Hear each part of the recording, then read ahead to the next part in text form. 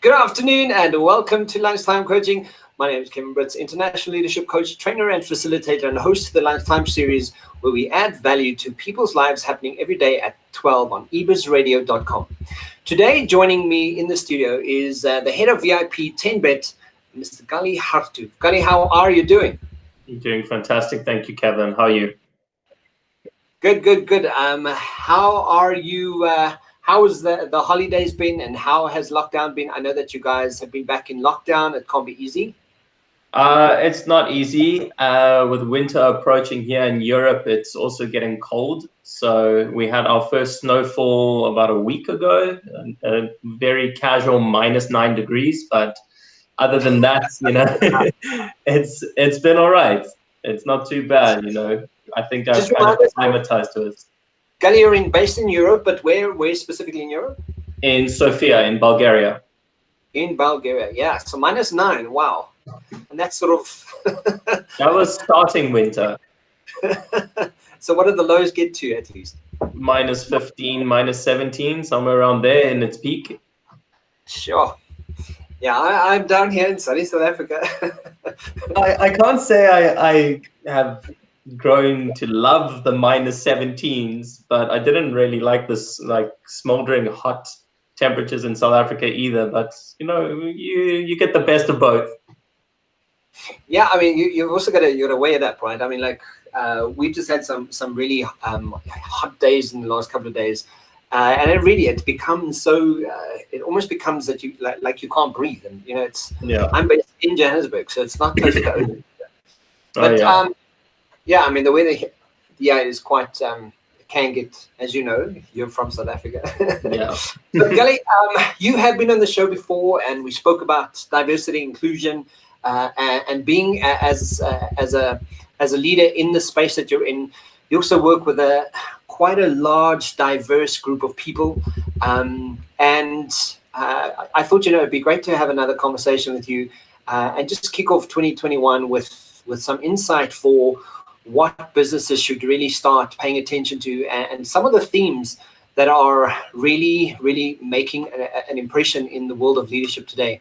Don't you want to preface what we are going to be chatting about and give us some idea on that? Sure. So, I mean, of late in conferences and a lot of managerial discussions and roundtables that we've been having, we actually have started pipelining what we want to go into 2021 with and what mentality we want to share with our staff, with our customers. And the focus that has constantly been coming up is transparency.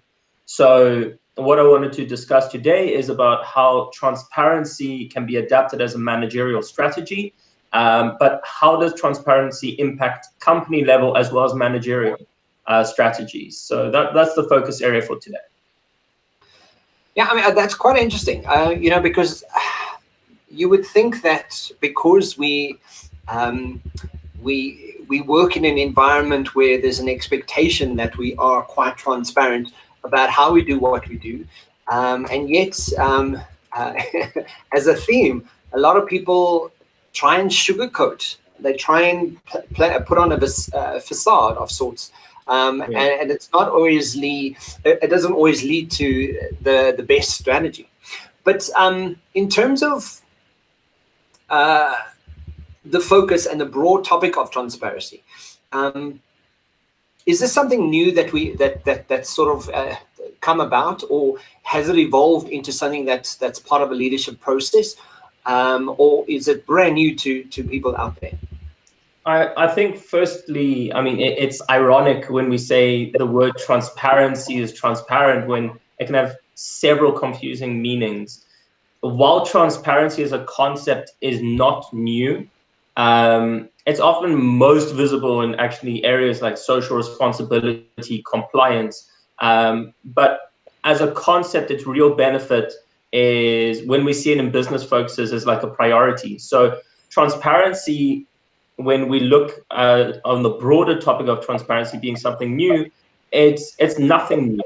At an organizational model, it's not new. So especially in today's times, when we look at the radical restructuring of like the modern workplace environment, when we look at how transformation in companies has really taken a foothold in the modern working world, where employee praises like high level of trust, transparency in the workplace, and things like that. We start looking at, well, where do these high performers go, or how do you pinpoint them? So when we look at an environment where people trust each other, or enables this collaboration and an organizational level, with the intention of innovation being the forefront, this is where we look at transparency as a topic.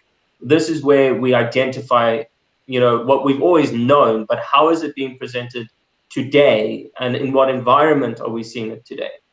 So that's more or less where we're at with transparency, but it's evolving and it's taking on the modern, I would say, shift into this new restructuring of the modern workplace, open office environment, COVID adjustment, and so on.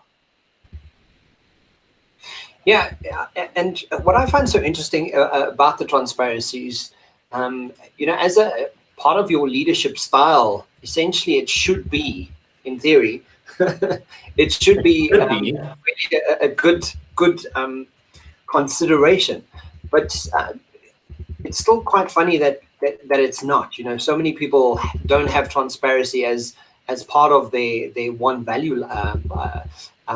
Their value foundation within the environment. So around management transparency, what is management transparency?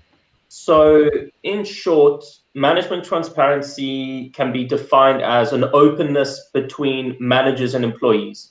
This openness between managers and employees, when applied as a strategy, is ideally a strategy to create trust that can lead to organizational success.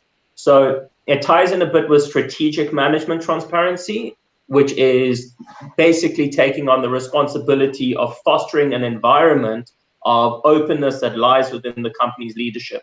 So strong leadership, as we know, it's essential for a sustainable, improving environment, which stems into internal processes, continuous alignment with teams, organizational goals. And ultimately, it's about managing this transparent approach that passes down through each employee layer of an organization, which in business terms is called cascading change. Cascading change, just by definition, it's the top-down process when directives and initiatives are taken through each layer of the organization without having to define or segment them independently. So in that context, then, going back to management transparency as a separate focus to strategic management transparency, the context there is information. It's the ability for the employee to access and discuss the information that they want, not just the information that management deems or appropriate, but also willing to share. Management need to be willing to share information on request, not on demand or their convenience. So what happens in the instance where this is obviously a need for an organization, but half the time people are offended? I mean, offense is something it's subjective as well to the environment. So, there are ways of delivering information. That's a whole other topic for another day, in how to deliver feedback and how to share information. It's a skill. Managers are expected to understand how to share knowledge and how to take sensitivity in information and people in the delivery into account. So, I think where people's offense is concerned, I think it just comes down to, can you deliver the information correctly? And I think that also ties into your level of EQ and how well you are able to showcase that and share that information, but also being able to set the stage or preface on how do I create a safe space for the people in my environment. And I think people often forget that because I have a title, somehow that empowers me or dictates how I would behave, and yet it doesn't, because that's not what leadership sort of showcases or is supposed to showcase or show up as. Absolutely. So what would you say transparency embodies? What is the embodiment of transparency within a corporate environment? I mean, when we look at the definitions, quite frankly, it could be summarized in honest and open communication, because to be transparent, and it ties into what we said about delivering information, someone has to be willing to share information when it is uncomfortable as well.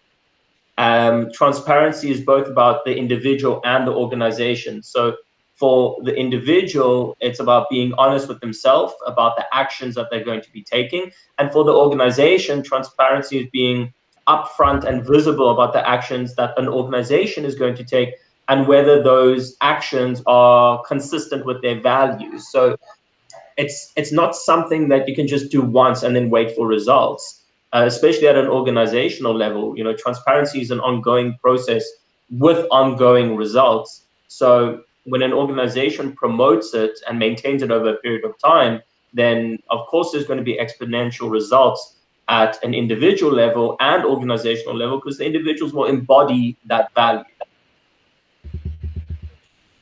Yeah, and I think the the COVID has done us a big favor in really showcasing how we need to really consider what the way of the world is moving, and how the way we do work, how we engage, how we perform, and what the forward thinking next couple of years are going to look like. I know that you do a lot of stuff online and you deal with a lot of people online. And in terms of South Africans, we've also been forced in a big way to go from working in offices to quite specifically working online. And I think if we don't value transparency as one of those key drivers or foundationals within our organization, specifically because people are now left with more with their own time than they usually are, you kind of have to start cultivating that as a general rule within your environment. Else, Absolutely. invariably, you would fail at it, right? Yeah, I would say that you hit the nail on the head with that. Now with the home office environment, you don't have that managerial overview of what your team are doing every moment that you're present. You can't see what's happening behind the screen. There are other external factors that also we need to take into account. You've got, let's say, parents working from home who have kids whose schools are closed. And there are going to be distractions, and there are going to be times where time is shifting to tasks that we cannot avoid. And that's where transparency at an individual level comes in, because it's a two-way street. It's not a case of just the manager being transparent.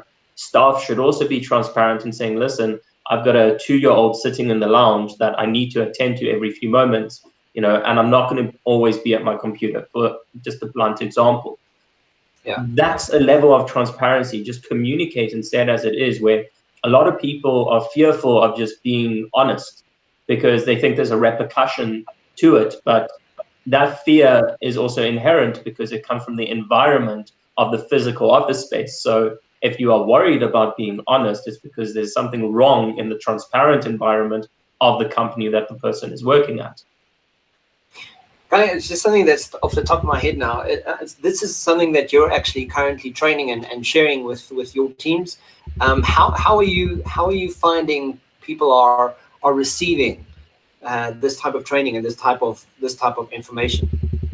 I think for the most part, I mean, this has always been a strategy that I've run with my teams. And wherever I go, I believe very much in a transparent environment, because you work better, you're more productive, your team trusts you as a leader more because they understand you at a level that is not separated by a title. You lead from the front, you don't manage from behind. And I think a lot of the managers that I'm training this to are understanding the benefits in how this approach impacts their team far greater than just the initial stages. It's a long-term benefit. So I think in general, at least to date, I've never had a negative reaction to this kind of training. And I've never seen, when applied correctly, transparency as a managerial strategy fail. So I think overall it's very positive. So, I mean, and I think you kind of answered everything at the next question, really. But why is transparency such an impactful driver of an employee experience, and why should companies consider adopting this concept for their benefits? I think the main thing is more separating fake transparency from actual transparency. You know, so often, I'm sure in all of our experiences, you hear people or managers going, "Oh, you can talk to me anytime. I'm an open book. My door is always open." These are transparent lines, and I put it in inverted commas because it's one thing to say something, and then there's another one where that open communication channel that you've just offered in a transparent manner is not open at all. And that statement becomes hollow, and this, I would say, attempt to build trust with your employees, it actually creates a less approachable environment where people don't want to go talk to their managers because they've opened the door, so to speak, but the door in fact is closed, and they're not interested to hear your problems. Just do what I tell you. So I think in the case of the impactful driver, quite frankly, is employee happiness. Why is it impactful? Because at the end of the day, leaders who practice transparency and positivity are seen as more trustworthy and efficient. So that's where that environment takes place, and it's understanding the importance of transparency, how to implement it, and then a company can truly see the benefits at every touch point, as well as at each stage of the employee experience. Absolutely, yeah. In terms of the benefits, I know you've mentioned a few already, but what are some of the examples of benefits that we can expect So, implementing this type of strategy? I mean, there's a ton. Off the bat, greater employee support is one. So, you know, managers of companies choose to be honest with their employees and help them feel valued, and they invite feedback, ultimately showing an employee that their value and contribution or opinion means something. You lay a foundation of trust, which we've spoken about. At the same time, it creates an employee support where they feel more comfortable to present themselves to someone who presents themselves as a human being. They will earn greater respect.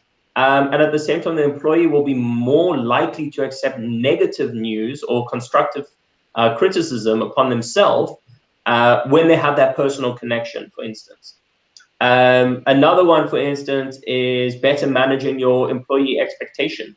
So, you know, by withholding information in a non-transparent environment, often what we find is misunderstandings or these unmet expectations from company to employee. But when you lead with transparency and you help the employee as well as the employer to build expectations in this cohesive approach, you're more likely to achieve it on an understanding level, but at the same time, you remove the false assumptions that people have about their jobs. You remove the organizational stigmas that people assume this is how it is, and you better manage that employee expectation. Um, and probably one of the most important benefits is you help flatten or at least create a flatter company hierarchy. So, you know, we're so used to seeing the, I would say, outdated conventional hierarchy pyramid, you know, where you have the CEO or whatever at the top, and then your ground workers at the bottom. Traditional thinking says that decisions happen at the top and filter their way down through these layers. But we spoke about the cascading effect, and in sorts, without really changing this flexibility of the pyramid approach, you get this very broken up layered environment. So transparency flattens that hierarchy, and it creates a common business like ideology that calls for these inflexible job descriptions and limited horizontal mobility to effectively like evaporate. They're no longer applicable when you work cohesively in the transparent stage. In addition to that, you know, the flatter hierarchy makes sharing of information better. It creates a benefit in cross-training. it's more desirable as well, because it aids companies with this continuity where you have inter-department communication. You can easily upskill to promote. And this flatness in a leadership structure also creates this fluidity in company positions that could really make building a company far easier. So I think those, as some examples, are probably the most important ones. I mean, with that, obviously, you'll have employee performance increasing because of trust, support, encouragement, and information. Yeah, and just to add to that, I always use Forbes.com as a good go-to for really great content and research. And according to Forbes, having this or taking this approach, problems are solved faster, which is everything you've just spoken about. Teams are built easier. Relationships grow authentically.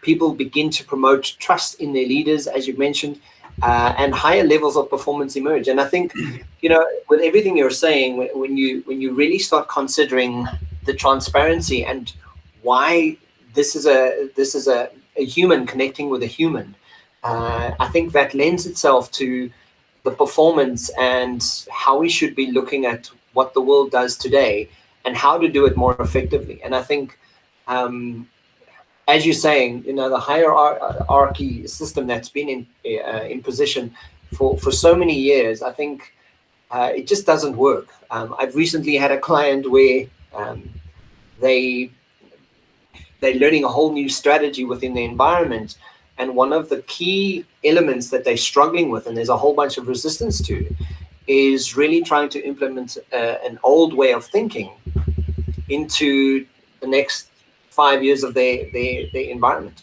And you're kind of going, how do you really get people to start realizing that having open, honest conversation is where the future of collaboration and performance really lies, and not in a textbook structured kind of approach. It just doesn't work there anymore. It doesn't lie there anymore.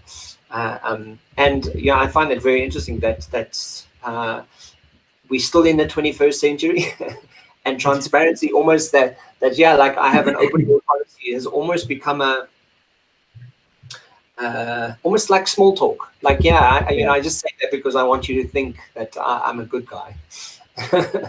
But how do companies or leaders create transparency at work? So give us some ideas of how to do that more effectively. I mean, I think the first thing, without a doubt, is that when you aligning a company's or organizational values and visions to the goals of creating a transparent workplace, with ultimately the goal being a cohesive environment, we need to break down what are the different steps and how do we get there. So, we discussed earlier that transparency in work or transparency in business means communicating openly and honestly with your team members, developing a culture where information can flow freely between people and teams. But we often gloss over these statements that people give that impression, like you said, my door is open and so on.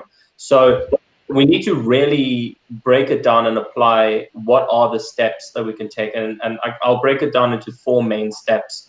The first one, of course, which should come naturally, and you would think that it would, is simply being honest.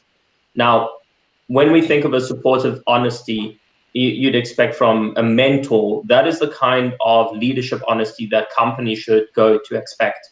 Feeling like you can safely give and receive feedback is a symbol of transparency. Expressing important information to all your colleagues would create this positive and productive platform for teamwork. But on the flip side, withholding important information from your teammates can also harm your team project, break down trust between team members, and it starts from the managerial level. So effectively, when everyone feels that they understand what is happening in their team and why you will see higher engagement with work and more creative problem solving and so on, this is where honesty begins. But it's easier to say be honest, but how do you be honest? So one key element in organizations is starting to do stand-ups with your team, having a single place where everyone can hear about work being done, and the relevant updates, which creates a sense of transparency because you are communicating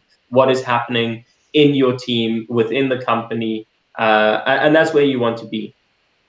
It stems into the next step, which we'll call step 2 in this case, which is simply sharing your results.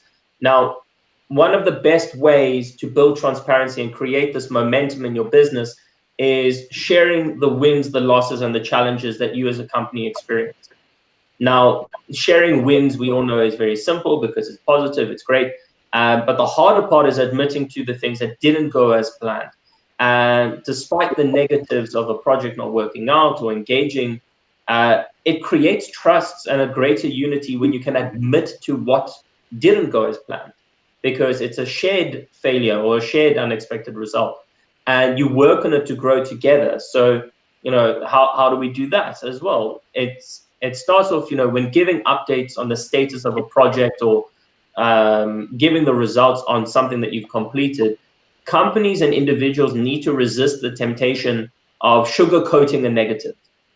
There's no real need to sugarcoat a negative, which happens so commonly in organizations where people feel if they were honest about their failures and they share with the team that they didn't succeed, that it would have a ripple effect. Whereas if you could just be honest about your failures and share with your team what you learned and how you can move forward, then admitting to that failure is probably one of the smartest things that any organization or individual can do. So that would be step 2. There's a really great quote, and I actually wrote it down for myself, that I read from Jeff Bezos, the CEO of Amazon. He wrote a letter a number of years ago to his shareholders. He said, to invent, you have to experiment. And if you know in advance that it's going to work, it's not an experiment.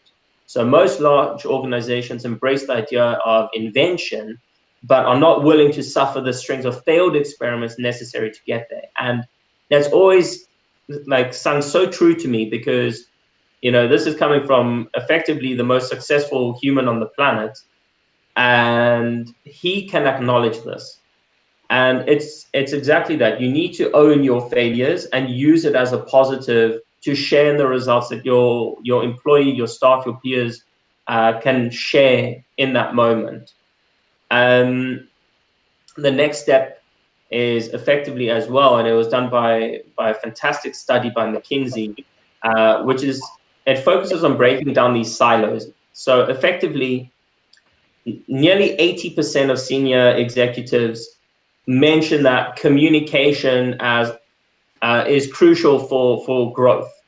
Yet, of that 80%, only a quarter of them felt that as companies, they were good at sharing knowledge across the company.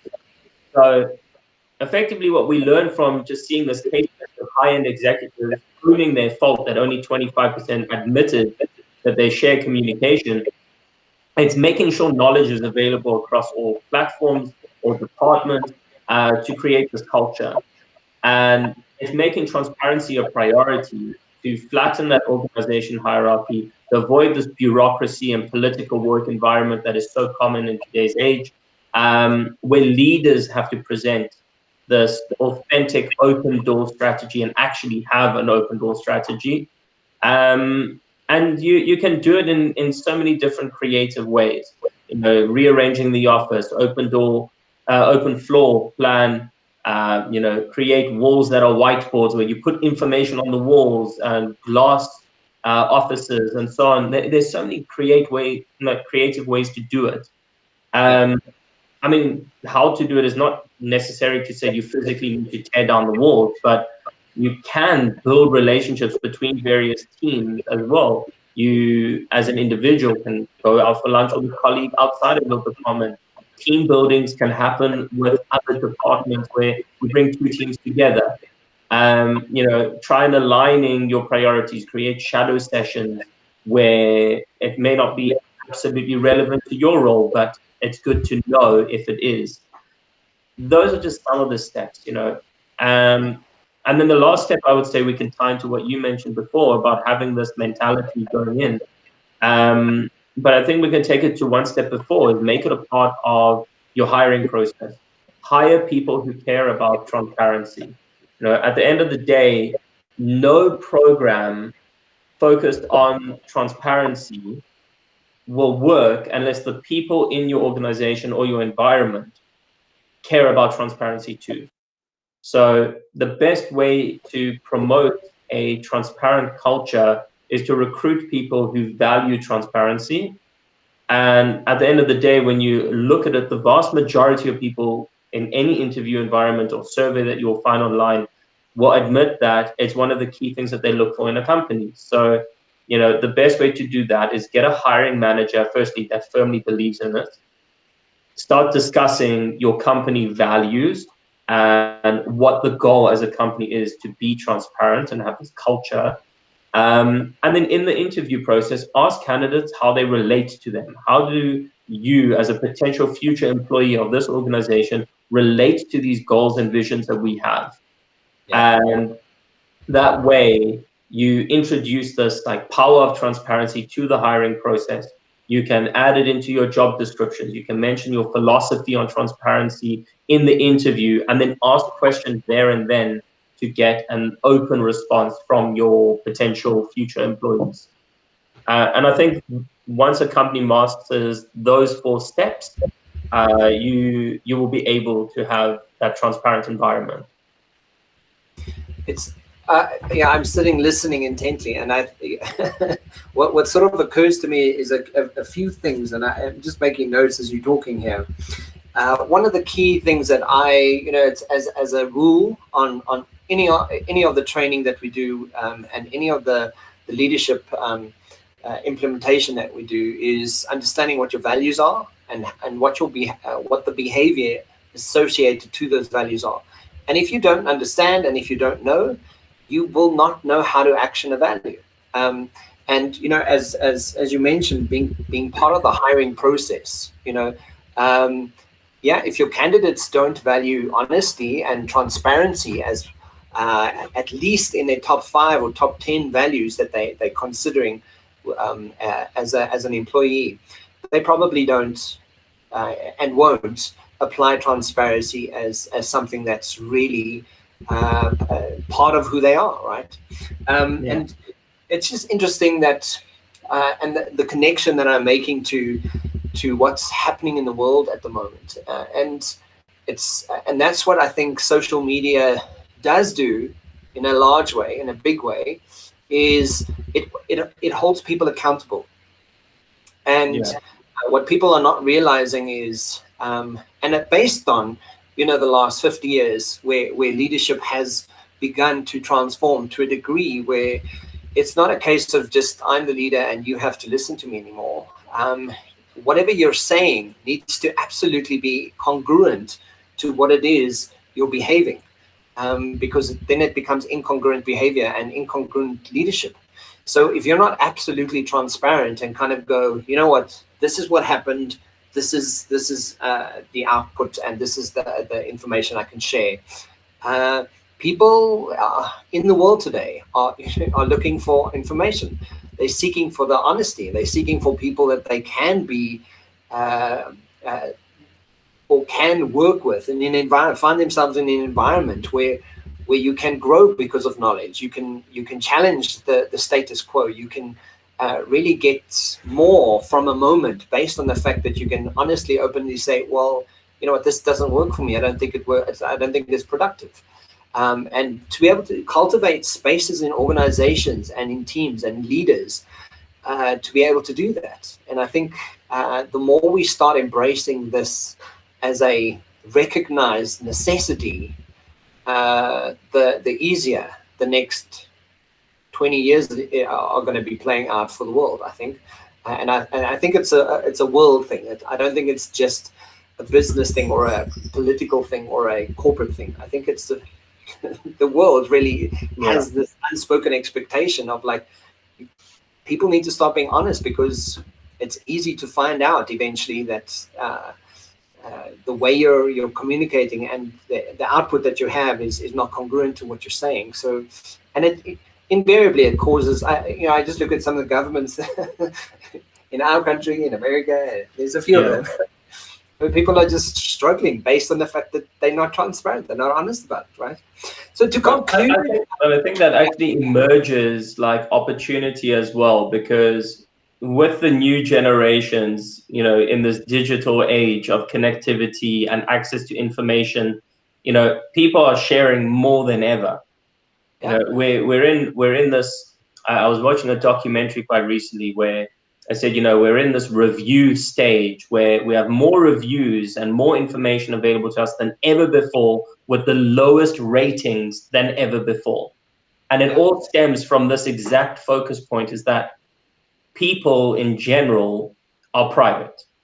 And transparency is not saying, well, open up and share your inner darkest secrets and whatever. It's not saying that at all.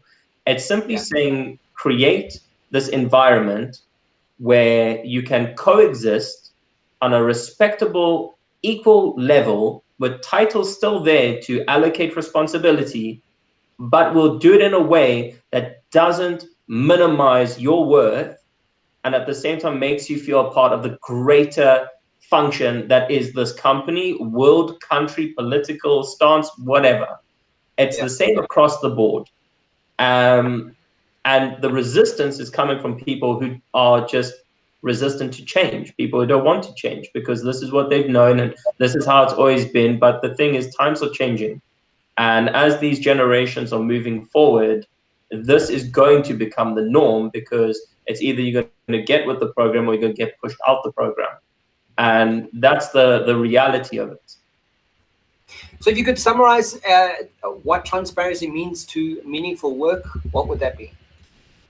I think if we summarize it, how is it meaningful to work? I think the best summary is the impact on bottom line. So, you know, as an organization, transparency on the long term is your moneymaker, because it's how your staff will be retained. It's going to drastically lower your attrition. It's going to improve your engagement with your customers. It's going to improve the willingness of your staff to actually contribute. And I think as far as an individual level, it's going to allow every individual at your company to feel a part of something bigger, while building trust and helping your team members create work that is not just meaningful, but also tangible. And ultimately, that's exactly what it should be. I love it. And I love the word that you use, tangible, because if it's not tangible, it's just, you know, it's a nice idea that gets written down in some book or some document, and then because it's a great thought, but what is the tangible essence of it? Gali, thank you so much. That was a fantastic conversation. I love the importance of it. I love the summary of what you've shared with us, and I know that there's so much to chat about, but we only have so much time today. But thank you for joining us, and please come back. Please share with us. We'll see you in a few months' time, I'm sure. Brilliant. Thank you so much for having me. It's been a pleasure. Thanks, Gali. Cheers, man. Bye.